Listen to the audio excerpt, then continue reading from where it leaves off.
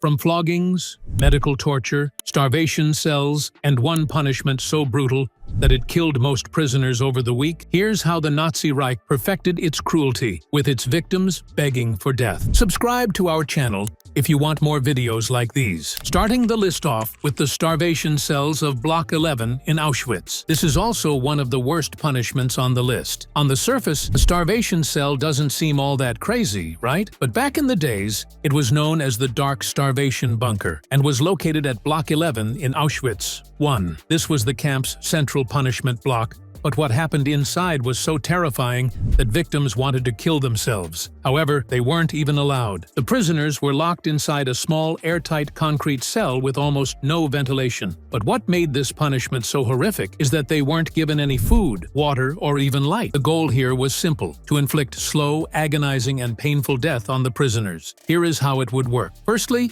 the prisoners were sealed inside the cell for days or weeks. Then their bodies would ultimately shut down. Dehydration would kill most victims before starvation. Then the victims screamed, hallucinating and clawing the walls in the final days. This is what we still see in prisons. But then the guards would do something so painful that the torture would turn into ultimate horror. They would inject carbolic acid when victims lingered for too long. And then came Father Maximilian Kolbe, a Polish priest, who volunteered to take another man's place in the starvation cell. He was arrested on the 17th of February 1941 and starved till late July. On 14th August, he was killed off with a phenol injection. But this begs the question: why were people sent to starvation cells in the first place? You see, the punishment was a deliberate method of execution that was often used when prisoners either attempted to escape or broke the camp rules. But then comes the post, or the Strappado torture. This was not only the most physically devastating punishment, but it broke the hearts of even the toughest warriors. Here, the prisoners' hands were tied behind their backs, and they were put onto a post or hook so they would need to take their full body weight from their shoulders. Not everyone was a calisthenic athlete, and even if they were, they wouldn't survive this type of torture. From there, tendons started snapping. A lot of people had their shoulders dislocated, and due to so much pain, most people fainted repeatedly. But of course, many of those people thought they could survive that punishment. However, the Nazi Reich was so brutal that it left those people hanging for hours. Even to this day, the Auschwitz Museum says this form of torture permanently destroyed most prisoners. It was used in Auschwitz Block 11, Flossenburg, Mauthausen, and even in Gestapo interrogation sites that were located across all of Europe. But did you know there was one Auschwitz survivor? Meet Józef Paczynski, a man who testified to the screams of many men hanging on the post. Those voices were permanently engraved in his mind, and even the SS guards would often look away due to the painful punishment like this. Speaking of pain, we have flogging, which was one of the most common punishments and was carried out across every concentration camp. This was brutal because prisoners were first forced to count each strike out loud. However, if they miscounted, the whip would start from 0. It wasn't only whips that the Nazi Reich would use, but also canes, rubber cruncheons, and even oxhide stripes to permanently bruise. But the main victims of such torture were women. They were stripped naked for humiliation, and the standard punishment was 25 or 50 lashes. However, many would die after a prolonged session. This just shows how painful flogging must have been. Flogging is a record that was extensively mentioned in survivor testimonies across Auschwitz. And if we look at the USHMM collection, we can see that it contains dozens of instances in which flogging became a daily routine rather than an exceptional punishment. Standing wouldn't hurt much, right? Well, the standing cells say otherwise. Also known as Städtzellen, these were small brick cubicles that were roughly 90 centimeters by 90 centimeters. In these cells, you would need to stand all night without having room to sit, completely stand, or even move. The purpose of this punishment was to inflict pain while causing massive exhaustion and psychological torture. But here's where it goes dark. You see, the conditions were simple, yet brutal. Many times, even 4 prisoners were packed into one cell. There were no windows, ventilation didn't exist, and nights of sleep deprivation would make them crazy. After that, they wouldn't be able to go away either. That is because these prisoners were then forced to do manual labor the next day. Standing cells first originated from the Auschwitz Block 11 and the punishment block of the Sachsenhausen. Many of the SS documentation references enhanced standing confinement, which does not make a deal. But it was one of the many reasons most prisoners collapsed or died after multiple nights of this torture. Then there's the Wall of Death. And yes, it is as brutal as the name sounds. This happened between blocks 10 and 11 in Auschwitz.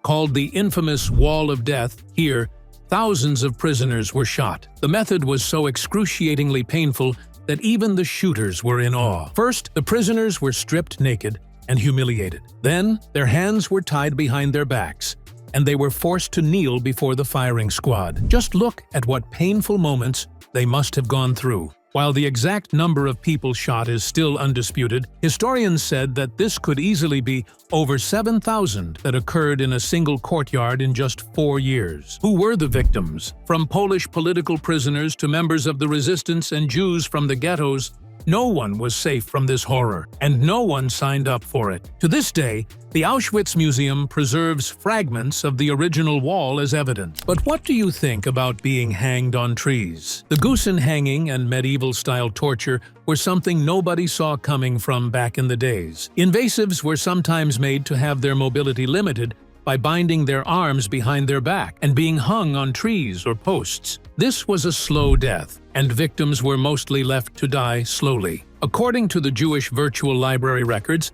inmates were hanged on their arms, bound to the trees.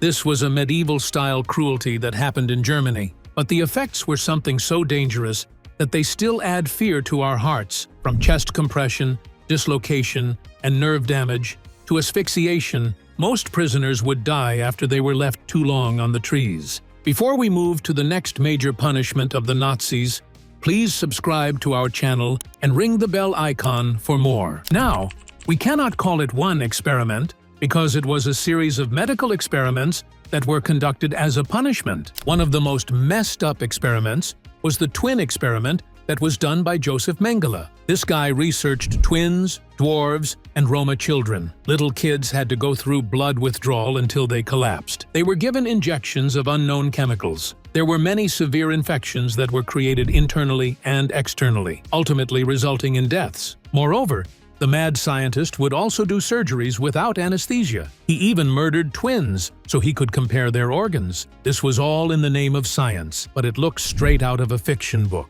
However, the fact is that it's not. Eva Moses Carr and her twin sister Miriam were experimented on from May 1944 to January 1945. According to Eva, the painful injection caused her fever, swelling, and a near-death experience. She even saw many of her other twins dying in front of her face, and that is something that permanently left her with crippling depression. The twin experiment is just one instance where this brutality was done, because there were many other medical experiments, including sterilization, hypothermia, and sulfanilamide infection experiments. The worst part is that these were not scientific studies, they were rather tortured, designed to justify paperwork. Lethal injections were another form of pain inflicted on the prisoners. One such injection was phenol to the heart, which was used to kill prisoners quickly after they had received their prolonged punishment. This was also done after starvation, beatings, medical experiments, and even executions gone wrong. So, guards used this form of torture to quickly kill them off with a single syringe. Maximilian Kolbe's case is probably the most documented one in history where phenol injections were used on children in Mengele's laboratory. To make the punishment worse, they have Nacht und Nebel. Issued on the 7th of December 1945 by Hitler, the Night and Fog Decree was mainly to destroy the will of resistance fighters across the entire Europe. Resistance fighters were first arrested at night. Then, they were transported to Germany as secretaries without them knowing. What's worse is that there were no family notifications, and many were executed without records. But what's surprisingly painful is that families never learned of their deaths. The goal of Hitler was to destroy entire populations by making people disappear. This is also mentioned in the Nuremberg trial documents. Gestapo torture is something most people wouldn't be able to forget once they saw it. This was because Gestapo prisons were made to torture, kill, and interrogate. These prions were in Paviak, Prince Albrecht Palace, and in countless local stations across Europe. However, the brutal interrogation methods include techniques like beatings with batons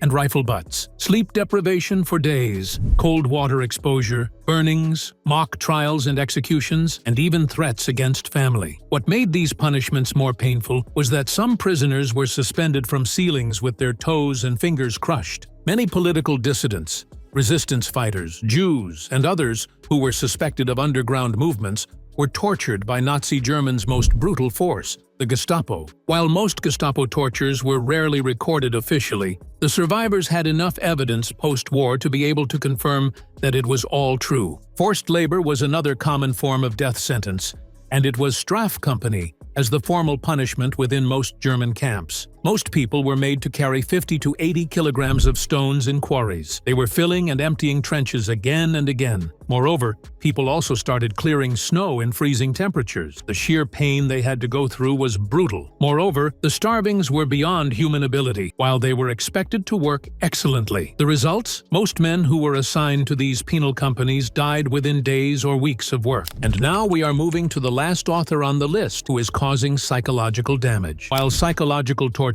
is still common, the way the Nazi Reich did it was very different. First, they were forced to listen to cheerful music while being executed. What's crazy is that men were ordered to watch their families while they were beaten. Women were shamed publicly for menstruation, and parents were separated from their children. Prisoners were also forced to beat other prisoners. This psychological warfare was on purpose, systematic, and made to build utter dominance. With that, our list of the most brutal punishments just finished. Do subscribe to our channel if you want to see us covering the brutality of the past.